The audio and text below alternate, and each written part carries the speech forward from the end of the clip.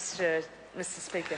I call the Honourable Member Jacinda Ardern. Thank you, Mr. Speaker. I'm just so desperate to get my opportunity to put Labour's perspective on this bill on the table before we finish for the evening. And I want to start by adding my thanks to the member Tracy Martin of New Zealand First for bringing this really important piece of legislation to this House.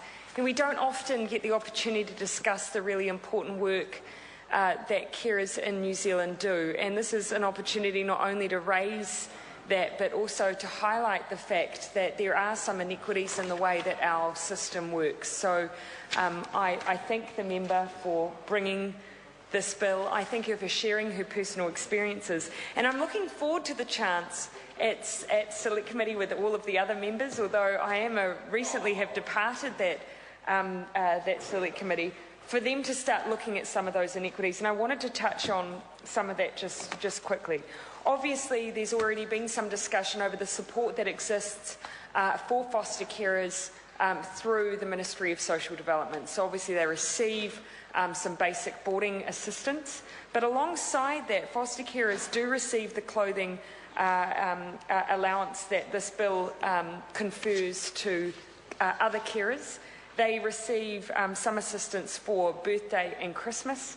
Now that may seem surprising to members of this House, but when I tell members that I come across families who are living in impoverished situations where children only know one birthday in the household because the family can only afford to celebrate once. So the children think that they're all born on the same day. That is the kind of circumstances some children grow up in. So I think it's entirely correct that some of our nation's most deprived children who often end up in foster care are supported to have things that New Zealanders consider a normal part of a child's upbringing. They also get support for pocket money, education and medical needs. The thing I want to highlight is foster carers do not raise children for money.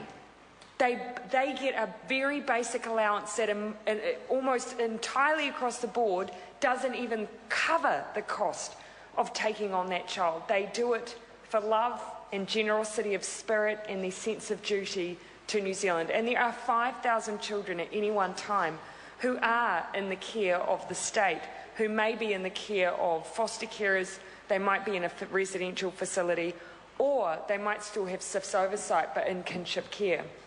It is a discrepancy, in my view and in Labour's view, that we don't provide that kind of assistance to groups like grandparents raising grandchildren. But our contention is, rather than just applying one element of what foster carers are able to receive to those who are kinship carers, why don't we treat all kinship carers as we do foster carers? Why don't we remove the discrepancy altogether? Because Mr. Chair, these are often family members themselves who don't have the resources but do have the desire to support the children of their wider family members in whatever circumstances they find themselves in, particularly grandparents raising grandchildren, particularly often living on a pension and finding themselves not only dealing with legal expenses that come with looking after these children, but much, much more. Now, the distinction I want to make is some people will say, well, what's the difference between a foster carer and someone who's classified as having a child as an unsupported child or orphan? Well, actually, to qualify, if you're a grandparent, you can't be a foster carer because you're a grandparent. Same with a kinship carer, and so that's where there's a distinction there.